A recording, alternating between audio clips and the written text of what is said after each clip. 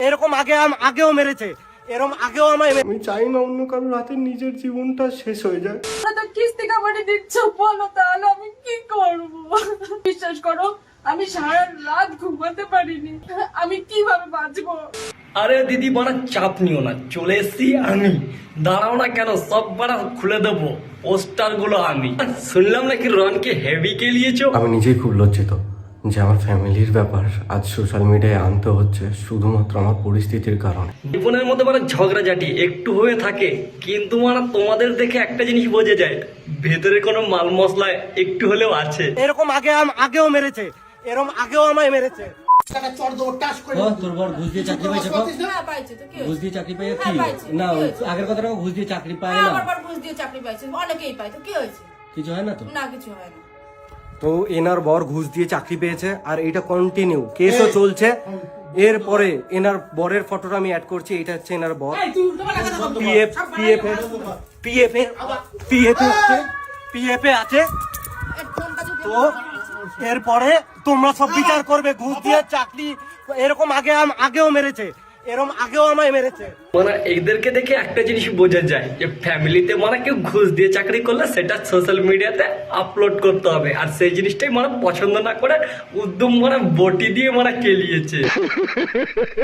ইতিমধ্যে তোমরা সবাই একটা ভিডিও অলরেডি দেখে ফেলেছো, তো ওইটুকু ভিডিও দেখে আমার মনে হয় না কিছু বোঝা যায়। আরে দিদি মানে কেউ বিশ্বাস করেনি, আমিও করিনি কেন আমার ওইটুকু শর্ট ভিডিওর মধ্যে মানে কেলিয়েছি, সেটাই কি বিশ্বাস করা যায়?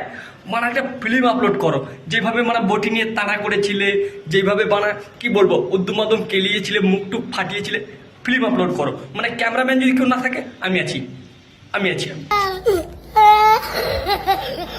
বাড়িতে যাওয়ার পর ঝুট ঝামেলা হতেই পারে, আমি মানলাম, কিন্তু কোনো দিদি বটি নিয়ে কোপাতে আসে, এটা কি মানা যায়? ভাই ফোটায় ফোটা দেয় ভাইয়ের আয়ু বাড়ে বলে, ভাই ফোটায় ফোটা দেয় আয়ু বাড়ে বলে, কিন্তু মানে এখানে পুরোই কাহিনী উল্টো।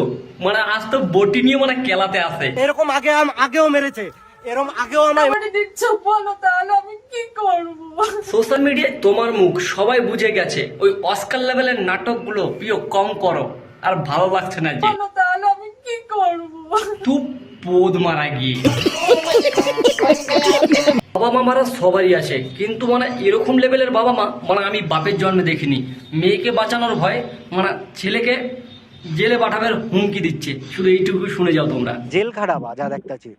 তো জেল খাটা বলে তোর কি করবো? তোর দিদির সঙ্গে না না, যদি বটিটা দিয়ে আমি কোপ দিয়ে বেরোয় যাইছি, হ্যাঁ তুই কোপাইছো, আমি কোপাইছি বেরোয় যাইছি, মানে হ্যাঁ আমি তোর জেল খাটাবো, হ্যাঁ তোরে আমি জেল খাটাবো। তুই যদি নিজের ভাই বোন যদি কাজ করলে যদি তুই বিচার না করতে পারো, হুম। তুই আজ একটা অন্য বউরে ওই কণিকা কি হবে আনে, আজ তুই বাড়ি আসিস 5 মাস পর। ও না, আমি হ্যাঁ? রন ছিল কিছুদিন বাইরে, যেটা কারণে সে বাড়িতে আসে। হ্যাঁ স্বাভাবিক, আমিও বাইরে থাকি বা অনেক ছেলেমেয়েই বাইরে থাকে, সেটা থাকতেই পারে।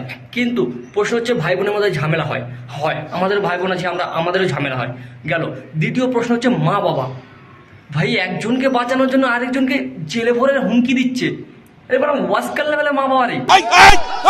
আমরা এইটুকু ভিডিও দেখে আশা করি অনেকটা কিছু বুঝে গেছে। তো ওইটুকু ভিডিও দেখে আমার মনে হয় না কিছু বোঝা যায়।